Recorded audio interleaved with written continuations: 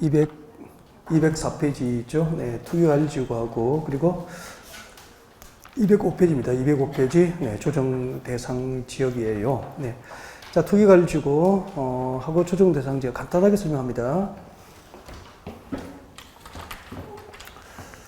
투기관리지구는 시험에 진짜 자주 나와요. 투기관리지구 거의 뭐 3년에 2번은 나왔을걸요. 확률적으로 보면은 네, 투기관리지구가 뭐죠? 자, 투기관리지구를 지정하는 목적, 그 목적은 네, 주택 가격 안정입니다.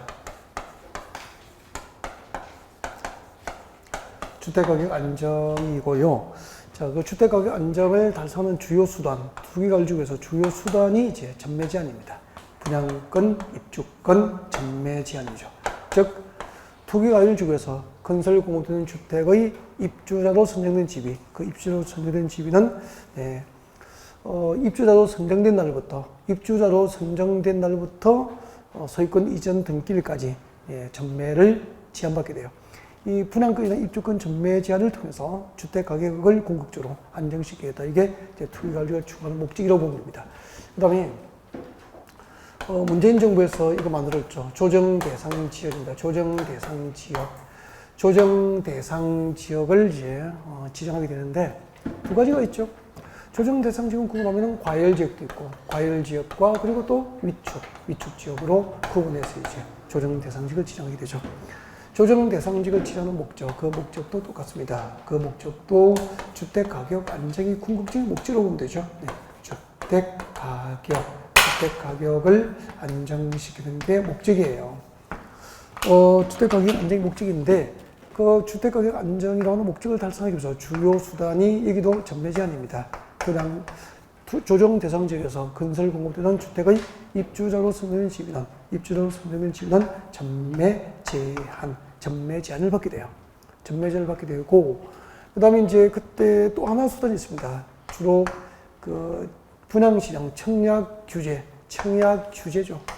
청약을 규제합니다. 청약 규제를 통하여, 청약시장 규제를 통해서 주택가격 안정을 하겠다는 것도 또 주요 내용이 되죠. 그때 이제 청약 규제의 주요 수단들 많이 있습니다. 많이 있는데, 예를 들면 1순위 자격을 강화합니다. 1순위 자격을 강화한다든지, 그리고 한번 당첨되면 일정한 기간 동안 재당첨을 금지하는 재당첨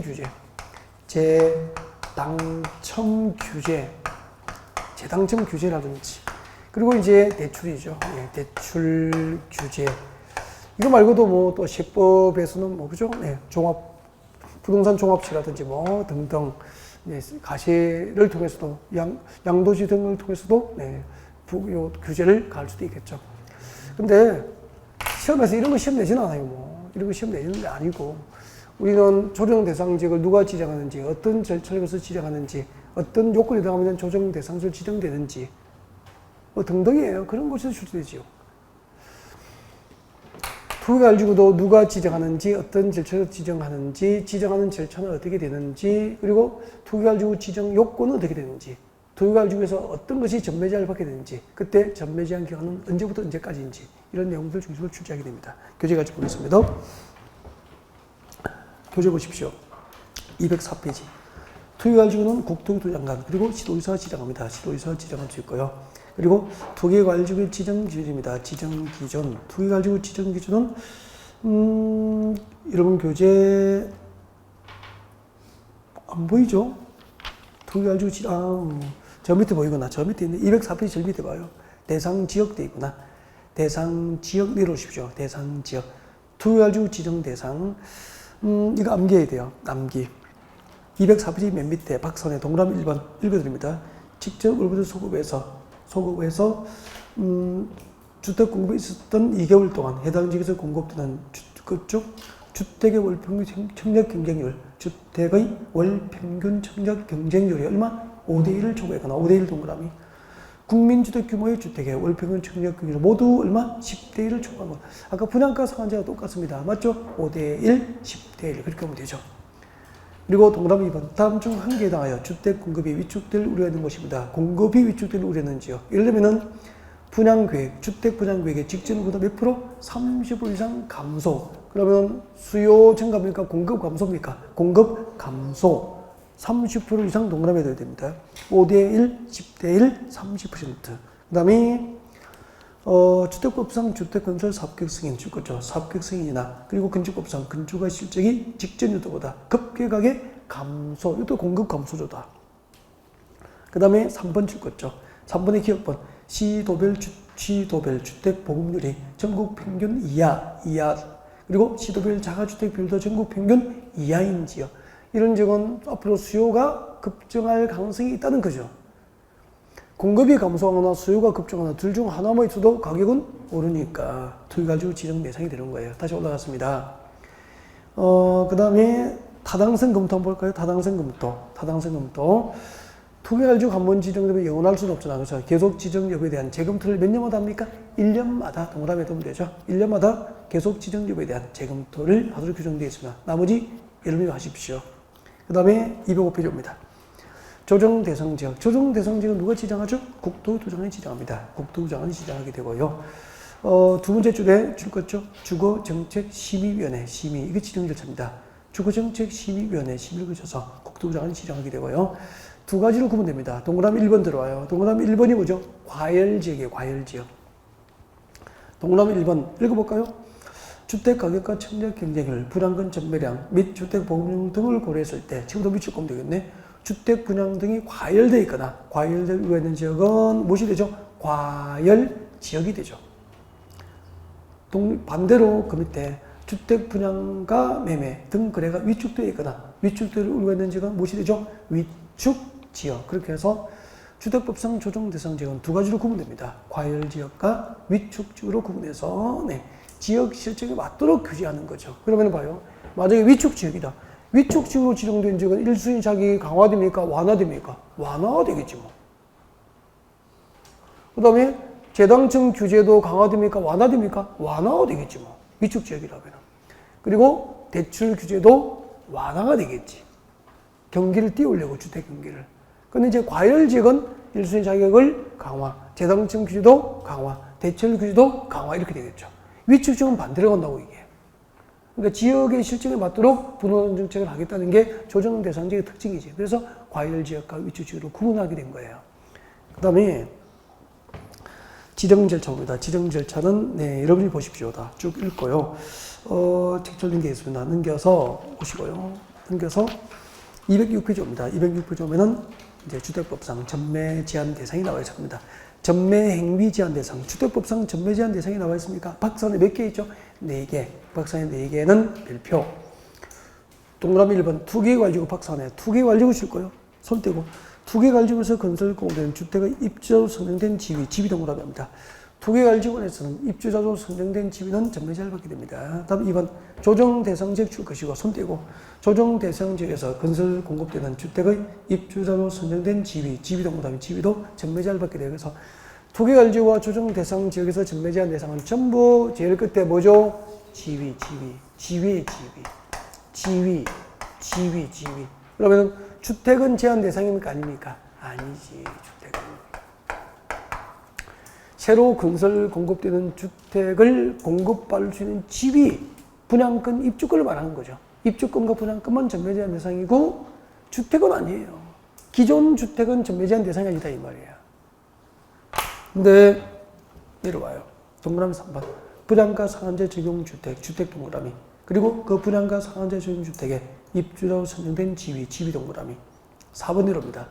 공공택지 외의 택지에서 건설 공급된 주택 동그라미 또는 그 주택에 입주자로 선정된 지위 동그라미. 그래서 1번, 2번 투기관리와 조정 대상 지역은 주택입니까? 새로 건설 공급된 주택을 공급받을 수 있는 지위입니까? 입주자로 선정된 지위만 제한 대상인 거야. 근데 3번, 4번 분양가 상한제 적용 주택하고 공공택지 외의 택지에서 건설 공급된 주택은 주택과 그 주택의 입주자로 선정된 지위가 모두 제한 대상이 되잖아요. 구별이 좀 되죠. 작년에 이게 정답 결정했다니까. 똑같이 외워도 구별할 걸 기억하면서 외우는 거하고 그냥 막 외우는 거 답 찾는 건 차이 많이 나죠. 그 다음 내려옵니다. 전매 제한 기간 내려오십시오. 공통사항 동그라미 1번 별표예요. 전매제한 기간은 입주자로 선정된 날부터 기산합니다. 그 보조자료에 이거 수정해야 돼. 보조자료 이걸 제가 안 고쳐서 내보냈더라고요. 이걸 빠뜨렸더라고요. 그래서 보조자료에 가서 좀 수정을 해야 되겠습니다. 예, 여러분. 보조자료 152페이지 와요. 152페이지. 152페이지 오면은 전매제한 기간에서 해당 주택의 입주자로 선정된 날부터 기산이 됩니다. 해당 주택의 입주자로 선정된 날. 해당 주택의 입주자로 선정된 날부터 전매제한 기간은 시작이 돼요. 시작이 되어서 두 개 가지고 내려와요. 두 개 가지고. 요약집은 207페이지입니다. 요약집은 207페이지고 보조자료 보시는 분 니은번에 나와 있어요. 니은번에. 자, 두 개 가지고서 건설공업되던 주택의 입주자로 선정된 지위, 전매제한 기간이 나와 있죠. 네. 아까 공통사항에 전매제한 기간은 언제부터 기산되죠? 입주자로 선정된 날부터 기산이 될까요? 시작이 된다 이 말이야. 시작이 되어서 해당 주택에 대한 출거죠. 소유권 이전 등기일까지입니다. 소유권 이전 등기일까지 전매제한을 받게 돼. 이 경우 그 전매제한 기간, 즉 투기가를 중에서 전매제한 기간이 5년을 초과하면은 전매제한 기간을 몇 년으로 한다? 5년으로 한다. 설명 잠깐만 할게요. 보시고요. 여러분, 재건축 단지예요. 재건축 단지입니다. 여러분이 재건축 단지 아파트 하나 샀어요. 투자 목적으로 샀어요. 투자 목적으로 딱 사면은 여러분 토지등 소유자가 됩니다. 아파트 뭐죠? 건축물 및 그 아파트의 대지분이 있겠죠? 그 부속 토지. 그 부속 토지를 여러분이 산 거죠. 그럼 여러분은 재건축하면은 건축물과 그 부속 토지 소유자라면은 토지등 소유자가 되잖아요. 그리고 사업에 동의하면은 무엇이 되는 겁니까? 사업에 동의를 하면은 그 토지등 소유자는 자동으로 뭐가 됩니까? 지금 그때부터 재건축 쪽에 조합이 되고 주택 공급을 받을 수 있게 돼요. 아파트 입주권을 받을 수 있게 된다고 나중에. 투자 입주자 이렇게. 근데 세상에 이게 뭐가 지정됐죠? 투기 과열지구 딱 지정돼 버리면 얼마나 무서운지 한번 보십시오. 투기과열지구 무서워하는 이유가 입주자로 딱 선정되면 그 입주자로 선정된 날부터 언제까지죠? 소유권 이전 등기를 마칠 때까지, 소유권 이전 등기를 할 때까지 이 기간이 뭐죠? 이 재건축 조합의 입주권 전매를 제한받는 거라. 알겠죠? 이 기간 동안 전매제한을 받는 거죠. 왜 무슨지 한번 보십시오. 그럼 이거 재건축을 하면은 기존 아파트는 그대로 둡니까? 철거합니까? 철거하겠죠. 철거하고 새로 아파트를 짓겠죠. 지으면은 계약금 냈고 중도금 내고 잔금을 마쳐야 사용공사 받고 소유권을 이전해 주는 거 아닙니까? 잔금은 같죠. 그래서 투기가지고에서는 잔금까지 책임을 져야 되는 거야. 잔금을 내야 소유권을 이전해 주고 자기 이름으로 등기할 수 있거든. 그때까지 못 팔아먹는다니까. 프리미엄 붙여서. 그러면은 재건축 단지에 강남의 아파트, 그 분양가가 30억이야. 그러면 프리미엄 좀 붙이려다가 대출을 20억 받을 수도 없고 15억 받을 수 없는 거 아닙니까? 맞죠? 그래요. 잔금을 내야 내 앞으로 등기할 수 있고 그때까지는 등기를 해야 그 다음에 전매를 할 수 있다니까. 무서운 거죠. 그래서 재개발 재건축하는 동네에 투기가지고 지정되면은 잔금까지 자기가 책임지고 등기할 때까지 이 분양권과 입주권을 못 팔아먹으니까 초토화되는 거예요. 얼마나 무서운지 좀 실감이 나죠. 자기 이름으로 등기할 때까지예요. 잔금까지 책임지라는 거잖아. 그리고 당신 이름으로 등기할 때까지는 못 팔아먹는 거죠. 입주권과 분양권이. 그래서 무서운 거예요.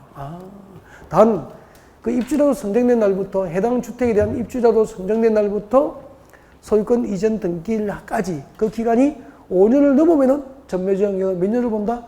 5년으로 하여서 5년 이후에는 전매를 허용하는 거예요. 자, 투기가지구에서 전매제한 기간이었고, 근데 그 밑에 봐요. 조정 대상 지역에서 건설 공된 주택의 입주로 선정된 지위에 전매제한 기간이 나와 있고, 그것도 위축 지역, 과열 지역으로 나누어져 있고, 그리고 분양가 상한제 전용주택과 그 입주로 정된 지위는 네, 구분이 엄청 많아요. 그리고 넘겨봐요. 수도권 외까지 다 나누어집니다. 수도권하고 수도권 외에 나누어지고 있죠. 그리고 공공택지, 외택지도 또 있죠. 그럼 이걸 전부 외워서 전매제한 기간을 수험 준비를 하실 필요가 있을까 없을까? 저는 투기가 알지오 이후로 나온 거 본 적이 없습니다. 근데 이걸 오버하지 말라고요. 본래는 요약집 이런 거 실어주면 안 되죠. 기본서까지만 실어주는 거예요. 요약집을 실으면 외워야 되잖아, 요약집은. 그죠? 안 해도 돼요. 이거 외우고 시험 치는 사람 아무도 없고요. 전국이 똑같아. 나오면은 찍어야죠, 뭐. 다 전국이 공통적으로 다 찍는 거죠. 이걸 다 외우고 앉아있으면 안 된다, 이 말이에요, 이런 것은. 그죠? 그리고 나올 확률이 거의 없다고 보면 돼요. 그래서 투기가 알지구 정도까지만 봐두면 돼요. 그 이상은 오버를 안 했으면 좋겠다는 겁니다. 알겠죠? 네. 이거 안 외워서 떨어진 사람 아무도 없는 것 같아요, 아직까지. 그 이하를 안 외워서. 근데 그 이하를 쓸데없이 외워서 다른 것을 준비를 못해 떨어진 사람 무지하게 많이 본 것 같다. 항상 선택하고 집중해야 돼요. 다 아는 게 아니라고. 그 다음에 넘어와요. 209페이지 오세요. 209페이지 오세요. 전매 제한의 예외 나와 있습니까? 전매 제한의 예외. 아주 중요하죠. 아주 중요하죠. 너무 중요하죠. 별표 2개예요. 동그라미 1번부터 7번. 여기는 시험에 수차례 나왔습니다. 그러니까 그 2개가 알려지거나 조정 대상으로 지정되더라도 다음에 대한 사유에서는 전매가 허용이 돼요. 왜요? 읽어보면은 사유가 정당하거나 불가피한 사정이거나 그리고 투기 가능성이 없는 경우죠. 그럼 다 설명한 거잖아. 2개만 딱 해드릴게요. 1번. 세대원이 근무 또는 생업상 사정, 질병 치료, 치아, 결혼 등이 원인이니까 정당하죠. 불가피한 사정이죠. 이런 사정으로 세대원 모두가 다른 시군으로 이사를 가면은 입주권, 분양권 팔고 가야 되는 거 아닙니까? 설명해 드릴게요. 여러분, 지금 여러분 남편께서 부산 동부지방검찰청이 있나? 동부지검이 있나? 있다고 하고, 부산 동부지검에 동부지방검찰청에 네, 부장검사입니다. 부장검사님이에요, 남편이. 근데 이번에 발령을 저 전라남도 목포지청으로 발령을 받은 거야. 좋으시겠다. 목포로 발령받은 거죠. 그럼 식구 전부가 이사를 가야 돼, 목포로. 그럼 근무상 사정으로 가는 거잖아요. 그럼 부산에 아파트 입주권 가지고 있을 필요가 있습니까? 없습니까? 없죠. 근무상 사정으로 다른 식으로 이사가니까 투기 목적이 아니죠. 그래서 일단은 입주권 전매를 허용해요. 팔고 가도 돼요. 근데 동부지검 부산에 근무하다가 이번에 남편이 저기 서울의 중앙지검으로 발령받은 거예요. 그럼 수도권으로 들어가면은 정당한 사유가 있지만 수도권은 제비니까 팔고 갈 수 있어? 없어요. 그러면은 중앙지검 서울로 발령받아야 됩니까? 목포로 받아야 됩니까? 그래도 여기 가야지, 목포는. 남편 지금 출시할 건데. 아, 진짜 돈에 너무 어두운 거 아니야? 돈 자꾸 불안거 팔려고. 서울 가셔야 됩니다. 아, 알아서 하셔야 되겠다. 목포 가시면 목포 가시면. 7번 내놓으십시오, 7번. 7번 조금 조심해야 되거든. 입주자로 선정된 집이 또는 주택의 일부를 배우자에게 정리하는 것도 허용됩니다. 2개 알지와 조정 대상 지역에서 입주자로 선정된 집이 주택의 일부를 배우자에게 정리합니다. 그래서 배우자 정리는 전부입니까? 일부입니까? 일부 정리만. 이 전부하면 틀려요. 됐습니다. 이 정도 하겠습니다. 주택법 마무리하고요. 리모델링은 만약에 문제풀이 할 때 간단하게 요약 정리를 하면서 문제를 풀 수 있도록 그렇게 할게요. 알겠죠? 네. 자, 이제 여러분은 농지법으로 오십시오. 농지법으로 오세요. 214페이지 와요. 214페이지 주택상환사채입니다. 주택상환사채 체크하고 농지법 갑니다. 214페이지 주택상환사채. 잠깐만요. 주택상환사채. 조금만 설명 듣고 이제 줄 거면 되죠. 이런 뜻이죠. 채권자에게. 몇 년 내에? 3년 내에 주택으로 상환할 것을 조건으로 발행하잖아요. 그러면 주택상환사채를 가진 채권자는 원금과 이자 수입을 목적으로 합니까? 3년 내에 아파트 입주권을 돌려받게 됩니까? 3년 내에 아파트 입주권 받게 되는 거죠. 이게 주택상환사채예요. 누가 발행한다고 되어 있습니까? 한국토지주택 주택공사하고 등록사업자죠. 그럼 잠깐만. 등록사업자는 아까 우리 시작할 때 개인과 민간 법인이 등록하는 거 맞죠? 그래서 그 주택공사하고 등록사업자 중에서 아파트를 지어서 갚아야 되는데 누구를 못 믿겠습니까? 등록사업자를 좀 그래요. 개인과 민간 법인이니까 법인도 법인 나름이잖아. 개인은 시공 능력이 없으니까 발행할 수 없었고 법인으로서 못 믿죠. 그래서 요건을 갖춰야 되는 거야. 그리고 못 믿어서 보증도 받아야 돼, 보증. 그리고 발행 규모도 제한을 해요. 등록사업자만. 요건. 등록사업자가 주택 상환사채를 발행해서 요건. 자본금 5억 이상. 건설업 등록할 것. 3년간 연평균 주택 건설 실적이 300실 이상 돼야 되고 이렇게 나온다고. 교재 한번 봐요. 한국토지대공사 주택 등록사업자가 발행하는데 그 밑에 와요. 이 경우 등록사업자는 자본금 자산평가의 기술력 등이 다음 기준을 받고 금융기관이나 주택도시보증공사로부터 뭘 받아야 됩니까? 보증받아야 되는 거야. 요건을 갖춰서 발행하고 보증을 받고 발행해야 되는 거야. 등록사업자만. 못 믿어서 그런 거죠. 첫 번째, 등록사업자가 주택 상환사채를 발행할 요건.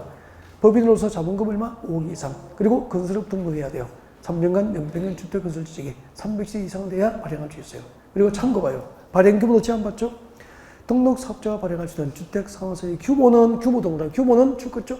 최근 3년간 연평균 주택 건설 호수 이내로 발행 규모 제한을 받게 됩니다. 그리고 발행 계획은 누구에게 승인받죠? 국장의 승인. 발행 방법 다 읽어요. 읽고 내려와요. 내려오셔서 동그라미 4번 별표. 주택상환사채는 기명정보로 발행하고 사채권자의 명의변경 동그라미. 주택상환사채의 명의변경 방법은 취득자의 성명과 주소를 어디에 적죠? 채권입니까? 사채 원부입니까?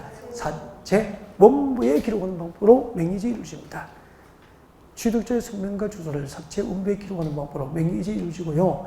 그리고 취득자의 성명을 채권에 기록하지 않으면 발행자나 제3자에 대해서 대항할 수 없습니다.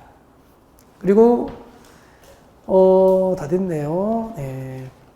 5번 읽어야죠. 등록사업자가 발행하는 주택상환사채는 등록사업자의 등록이 말소되더라도 그가 발행한 사채의 효력에는 아무런 영향을 미치지 않는다. 그리고 상환기간은 몇 년을 초과할 수 없죠? 3년. 그때 3년은 언제부터 언제까지죠? 주택상환사채 발행일부터 주택공급 계약 체결일까지를 상환기간으로 하고 그 상환기간은 3년을 초과할 수 없다 이 말입니다. 그리고 원칙적으로 중도 해약이나 양도할 수 없다. 네. 됐습니다. 여기까지 주택법이에요. 주택법이고 농지법 보세요. 농지법 몇 문제죠? 출제 문제가 몇 문제 나와요? 2문제. 제가 몇 문제를 목표로 한다고 그랬죠? 늘 한 문제. 저의 임무는 한 문제를 맡겨주는 게 임무예요. 지금부터 한 문제를 맞출 수 있게 맞춤 강의를 드릴 거예요. 네, 한번 보시고요. 농지법은 용어정의가 있습니다. 용어정의에서 잘 나와요. 아무튼 잘 나오는데 여기서 한 문제 나오면 너무 좋아요. 그 애는 2문제 맞는 애거든. 근데 농지 소유 파트에서도 무조건 한 문제 나옵니다. 한두 문제 나오는데. 그러면은 용어하고 소유 파트에서 제가 강의를 해요. 여기서 일본은 한 문제를 완벽하게 잡으셔야 돼요. 근데 여기도 한 문제, 여기도 한 문제 나오면 그 애는 2문제를 잡는 애가 돼요. 그 다음에 잠깐만 이용 파트에서는 농지 이용 파트는 다 하지 않아요. 딱 2개 정도를 문제풀이할 때 꼭 찍어서 합니다. 대리경작하고 그리고 농지 임대차 정도. 이거 콕 찍어서 살짝 요약 정리하고 문제 풀어요. 그리고 보전 파트. 보전 파트는 범위가 너무 넓어요. 농업진흥지역하고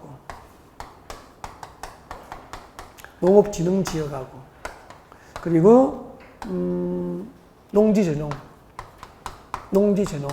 등에 대해서 간략하게 정리하고 문제 풀고 그렇게 해서 마무리해요. 자, 오늘 강의는 여기에 용어정의하고 소유 파트 한 문제 보장을 집중하고 나머지는 콕콕 집어서 나중에 해드릴 거예요. 알겠죠? 문제풀이 할 때 그때요. 같이 보겠습니다. 220페이지 오세요. 220페이지 농지입니다. 농지. 220페이지 농지가 나와 있습니다. 자, 농지라 하면 칠 것이십시오. 농지라면 줄까요? 전답과수원. 전답과수원. 그 밖에 법적 지목을 따집니까? 불문합니까? 불문하고 계속 줄 거죠. 실제로 농작물 경작지 또는 그 밑에 줄 다전성 식물 재배지로 이용되면 농지예요. 그러면 여러분 농지구성 농지는 반드시 지목이 전답과수원이어야 한다. 옮겼습니까? X. 지목을 불문합니다. 지목을 불문하고 농작물 경작지나 다전성 식물 재배지로 실제로 이용되는 토지는 전부 농지법상 농지가 돼요. 그것만 하면 돼요. 그리고 이럽니다. 제외. 농지법상 농지가 아닌 것. 이걸 외워야 됩니다. 암기 적어요, 암기. 자, 암기는 읽어드리면 그분을 밑줄 거라는 뜻입니다. 알겠죠? 줄을 정확히 끄십시오. 지목이 전답과수원이 아닌 토지를 두 번째 줄 끝에 이용하는 기간이 몇 년? 3년 미만이면 농지입니까? 제외입니까? 제외. 이용하는 기간이 경작기간이에요. 지목이 전답과수원이 아닌데 경작기간이 3년 미만이면 농지입니까? 제외입니까? 제외. 지목이 전답과수원이 아닌 토지를 이용되는 기간, 토지로서 그 이용되는 기간이 3년 미만이면 농지가 아니에요. 그 다음에 2번 줄 것이십시오. 지목이 임야인 토지를 거미대절 산지조정 허가도 받지 않고 이용하는 토지는 농지입니까? 제외입니까? 제외. 임야를 산지조정 허가 받지 않고 이용하면은 농지에서 제외돼요. 줄 거죠. 토지법상 토지는 농지에서 제외됩니다. 그리고 농업인 별표 2개. 너무 자주 나옵니다. 너무 자주 나와요. 완벽하게 외워야 됩니다. 1,000제곱 이상의 농지 줄 거예요. 1,000제곱 이상의 농지를 줄 것이고 밑에 적어요. 경작 면적이지 뭐. 경작 면적이죠. 경작 면적은 얼마죠? 1,000제곱 이상. 1,000제곱 이상이면 농지법상 농업이 될 수 있습니다. 그리고 줄 것죠. 저 뒤에 1년 중 90일 이상. 1년 중 90일 이상 농업에 종사하면 농지법상 농업이 될 수 있습니다. 그리고 이번에 330제곱 이상의 고정식 온실, 330제곱 이상 고정식 온실 재배하면은 농지법상 농업이 될 수 있죠. 그리고 건너와요. 밑으로 쭉 가십시오. 대가축 2두, 중가축 10두, 소가축 100두, 가금류 1,000수. 네. 꿀벌은 몇 꿀이죠? 10꿀. 2018년도 이게 정답 결정했잖아. 그죠? 대가축은 뭐죠? 소말. 소말은 2두. 중가축은 뭐죠? 돼지, 염소 등이죠. 10두. 소가축, 토끼, 백두, 가금류, 닭이나 오리, 1,000수, 1,000수. 꿀벌은 10꿀 이상 그렇게 되죠. 그리고 그 뒤에, 그 밑에 축사업은 아까 농업은 며칠이죠? 90일 이상. 축사업은 며칠이죠? 120일 이상. 1년 중 120일 이상. 축산업 종사자는 농지법상 농업이 될 수 있습니다. 그리고 농업 경영을 통한 농산물 연간 판매액 줄 거예요. 농산물 연간 판매액 얼마죠? 120만 원 이상. 농지법상 농업이 될 수 있어요. 네. 농업은 90일 이상. 축산업은 120일 이상. 농산물 연간 판매액이 120만 원 이상. 그렇게 되죠. 그러면은 금방 밑줄 거드린 거 그 요건에 해당하고 농업이 바로 되는 게 아니고요. 농산물 품질 관리 사무소에 가서 뭐 해야 되죠? 농업 경영체 등록해야 됩니다. 농업 경영체 등록을 하면은 농지법상 농업이 될 수 있는 거예요. 그 다음에 이럽니다. 221페이지 농지 소유 경작 유전의 원칙 해서 농지는 경작할자가 가져야 되죠. 네, 그래서 그 뒤에 보면은 농지는 농업 경영에 이용하거나 이용할 자 줄까요? 농업 경영에 이용하거나 이용할 자. 농지를 농업 경영에 이용하거나 이용할 자가 곧 누구죠? 농업인과 농업법인입니다. 농업인, 그리고 법인을 말하는 거죠. 그래서 농지는 농업인과 농업법인이 소유해야 한다. 이게 원칙이에요. 농업인 소유가 원칙인데 예외는 뭐죠? 비농업인 소유를 허용하는 경우죠. 비농업인 소유를 허용하는 경우죠. 다음에 해당하는 비농업인의 농지 소유가 허용됩니다. 1번부터 5번까지 완벽하게 암기할 것. 빨리 동그라미입니다. 국가, 지자체, 학교, 주말 청년농, 상속, 줄 것죠? 8년 이상 농업 경영하던 사람이 이농하는 경우 그렇게 하면 되죠. 그래서 국가, 지자체, 학교, 주말 청년농 그리고 상속 농지 8년 이상 농사짓다가 이농한 사람은 비농업인의 농지 소유가 허용됩니다. 여러분, 그럼 여러분 지금 당장 국가, 지자체, 학교는 아니지만 주말 청년농을 목적하면 여러분도 지금 농지를 소유할 수 있어요. 비농업이지만. 그리고 상속받은 농지도 비농업인 소유가 허용됩니다. 그리고 8년 이상 농사를 짓다가 이농을 하면은 이농 당시의 농지는 비농업인 소유가 허용됩니다. 그 밑에는 참고. 그 다음에 넘어갑니다. 222페이지 오면은 제일 위에 참고라고 되어 있을 겁니다. 참고. 찾으셨나요? 상한민장. 농지 소유 상한제죠. 소유 상한제인데, 그 비농업인의 농지 소유를 허용하지만 비농업인의 농지 소유는 소유 상한을 일정한 경우 제한을 받아요.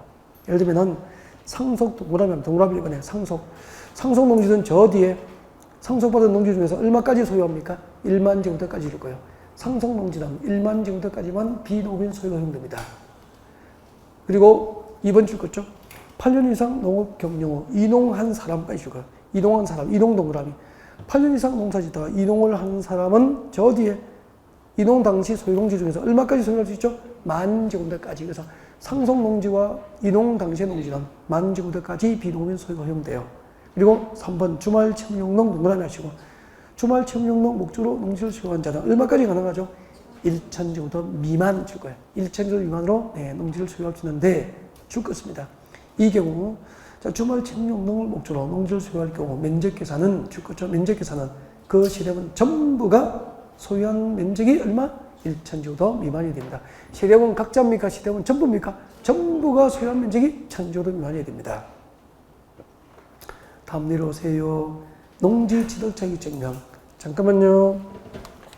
대한민국의 농지를 취득할 때는 그 농지를 취득할 수 있는 자격. 이때 자격이 무슨 자격이죠? 공인중개사 자격증이 아니고 농업인 자격입니다. 대한민국의 농지를 취득할 때는 농업인의 자격이 있는지 증명서를 발급받아야 됩니다. 그것을 농지 취득 자격 증명 제도로 하는 거지.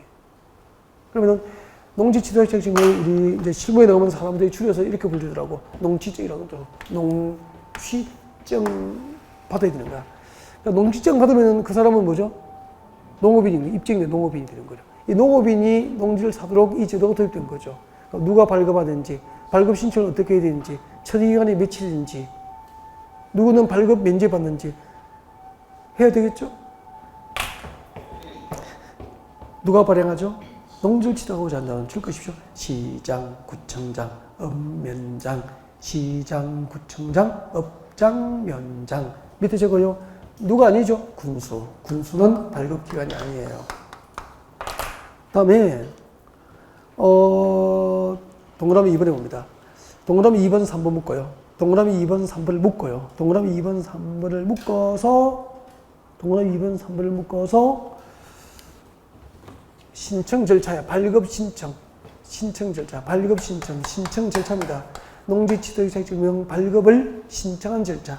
신청 절차입니다. 신청 절차인데 동그라미 2번은 원칙이고 동그라미 3번이 예외야. 원칙과 예외다. 원칙과 예외. 예외인데 동그라미 2번 보십시오. 그 농지 취득 자격증명 발급 신청할 때는 원칙이 경영계획서, 농업 경영계획서, 이 경영계획서를 첨부하여 발급 신청하는 게 원칙이라고. 경영계획서를 첨부하여 발급 신청해야 돼.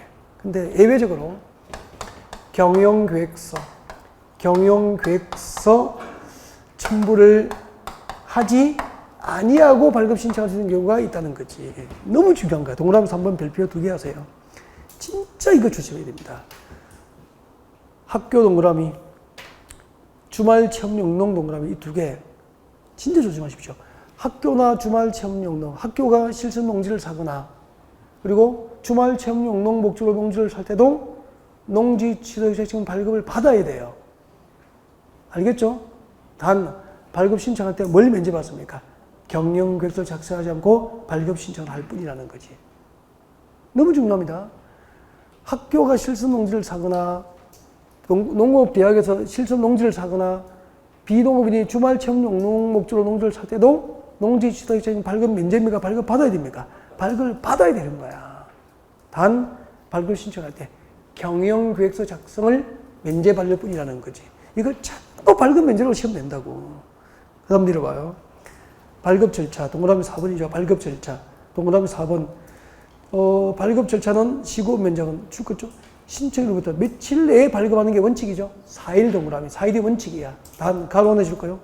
농업경영계획서 작성하자고 발급 신청한 며칠? 2일 동그라미. 그리고 오른쪽으로 갑니다. 223페이지, 223페이지 오른쪽으로 오십시오. 제일 위에 봅니다. 다음의 경우에는 농지지도에 적으면 발급받지 않고 농지를 지정할 수 있다. 발급 대상입니까? 발급 면제입니까? 발급 면제. 발급 면제 여기는 빠져있네. 요약집에는 진짜 중요하게 빠져있구나. 상속 저거요. 상속 농지. 저는 이거 외우라고 하는데 상속 농지는 이거만 면제돼요. 상속으로 농지 지정할 때는 농지증 받습니까? 발급 면제입니까? 발급 면제입니다. 아니 거기 국가하고 지자체가 이어가야 됩니까? 당연한 거 아니고 상책 아닙니까? 국가가 농지를 할 때 뭐 농지증 받겠어. 다 면제지. 상속 농지입니다. 그 다음에 봐요. 상속 농지는 발급 면제고 주말 청용농하고 학교가 농지를 할 때는 발급 면제입니까? 발급 받아야 됩니까? 발급 받아야 되는 거야. 알겠죠? 이런 거 정답 결정한단 말이에요. 그 다음에 3번 칠 거야 돼요. 3번. 농지 지도의 증명을 발급받아 농지를 지정하는 자가 그 농지 소유권에 관한 등기를 신청할 때는 뭘 첨부해야 됩니까? 농지증을 첨부해야 됩니다. 그래서 농지증은 어디에 쓰이죠? 농지 지도의 농지의 소유권 이전 등기 신청할 때 거기에 첨부됩니다. 네. 그 다음에 3번 내려옵니다. 농지 처분 내려와요. 농지 처분. 농지 처분. 발표해놓고 잠깐만 볼까요? 다 됐어요 이제. 55분 안에 마칠 거예요. 55분쯤 마칠 거예요. 7분 남았구나. 보시고 농지 처분. 우리 농지법에는 일정한 사유가 있으면 농지를 처분해야 한다 라고 농지 처분 사유를 규정하고 있어. 예를 들면 펜션을 합니다. 제가 펜션하고 있다니까. 근데 여러분이 나중에 올라오신 거예요. 선생님 우리 여기 족구예요. 그래서 여러분을 위해서 그 농지 앞에 텃밭을 족구장으로 만들어버렸지. 텐트 치고. 농지를 정당한 사유 없이 농업 경영에 이용하고 있지 않죠. 이런 것이 누가 고발하면은 처분 사유가 되는 거예요. 이제. 처분 사유 1번. 소유 농지를 정당한 사유 없이 자기의 농업 경영에 이용합니까? 이용하지 않습니까? 이용하지 않거나 이용하지 않게 됐다고 군수님이 인정하면 처분 대상이 되고요. 2번 중요하잖아. 농지를 소유하고 있는 농업회사법인이 설립 요건에 맞지 않게 된 후 3개월이 지나면은 농업회사법인이 그 성립 요건에 맞지 않게 됐으니까 법적으로 이제 하자가 생겼잖아요. 그때부터 몇 개월? 3개월 지나면은 법인이 소유한 농지는 처분 대상이 돼요. 그 다음에 내려봐요. 5번. 농지를 지정한 자가 2년 내에 목적 사업에 착수하지 않는 경우 2년 내에 목적 사업에 착수하자면 처분 사유가 돼요. 그 다음 내려봐요. 6번 중요해요. 농지 소유 상한을 초과해서 농지를 소유한 것이 판명됐어. 그 다음에 그 초과분은 처분 대상이 된다니까. 아까 상속 농지는 10,000제곱미터까지만 비농업인 소유가 허용되잖아요. 15,000제곱미터를 상속받았어. 그럼 나머지 5,000제곱미터는 소유 상한 초과했죠?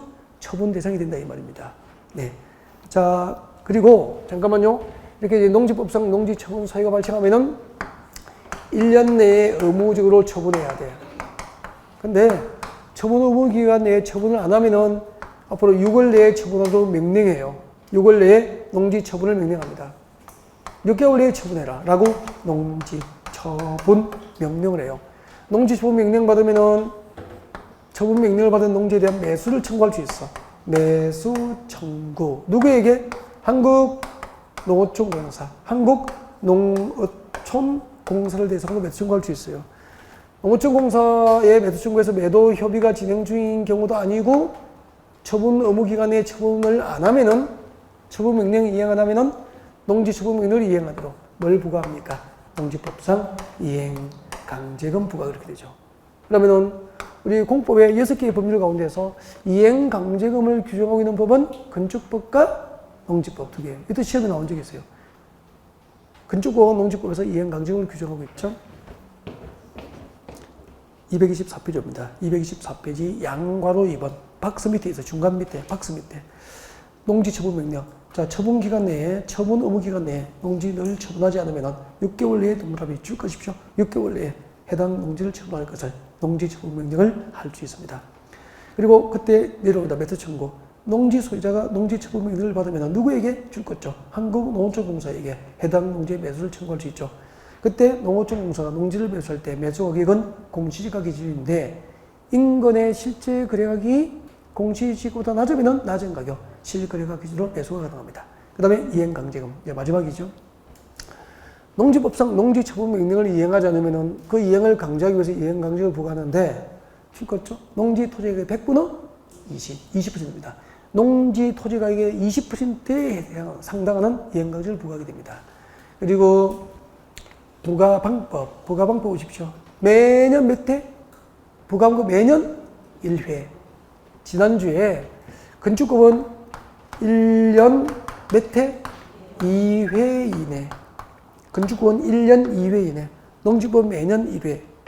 이의신청. 이행강제금 부과처분 고지를 받은 자는 그 부과처분을 받은 날로부터 며칠 내에? 30일 내에 이의를 신청할 수 있습니다. 그리고 강제징수 읽고 부과중지. 농지처분 명령을 받은 자가 농지처분 명령을 이행을 해버렸어 하면은 이미 그 부과된 이행강제금 뭐하죠? 징수하고 새로운 이행강제금 부과는 즉시 중지하고 이렇게 됩니다. 여기까지입니다. 했고요. 7월달에 이제 문제풀이 시간에 오시면 돼요. 그리고 그 지금까지는 우리가 문제를 공식적으로 풀어본 적은 한 번도 없었죠.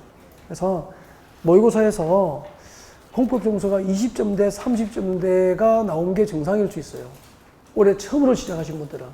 그래서 그 지금까지 강의를 열심히 들었는데 이론도 들을 때보다 이해가 됐는데 점수가 20 몇 점, 30 몇 점은 어쩌면 당연할 수도 있다는 거죠. 그래서 실망하지 마시고요. 이렇게 쭉 펴시고 당당하게 7달에 문제집 들고 오시면 돼요. 그리고 이제 과목마다 좀 다른데 저는 본인이 알아서 하시는데 저는 문제집을 예습을 안 했으면 좋겠어요. 깨끗이 들고 오셨으면 좋겠다는 개인적으로 저는 그런 주의예요. 제가 읽을 때 여러분이 만약에 제가 읽어가면서 이제 해설할 텐데 여러분이 읽어보고 줄 거고 정답 체크되어 있으면 집중력이 떨어져요. 답 체크되어 있으면은 차라리 깨끗하게 제가 읽을 때 여러분들 깨끗하게 진짜 문제처럼 풀면서 마음속으로 정답을 연표로 체크해보고 맞는지 틀린지 틀린 문제는 다시 틀릴 수 있겠죠. 그래서 해설 듣고 다시 그 영역을 제대로 복습해서 본 시험에 틀리지 않도록 준비하는 게 좋을 거라고 생각해요. 네. 그래서 깨끗이 오시고 대신에 이론 강의를 복습하고 오십시오. 이론이 좀 부족하시고 늦게 오신 분은 이론 강의를 좀 듣고 오시고 그 다음에 좀 이론 강의가 잘 되신 분은 기본서를 아니면 혹시 요약집을 한번 읽고 오시는 게 좋을 것 같습니다. 여기까지입니다. 수고하셨습니다.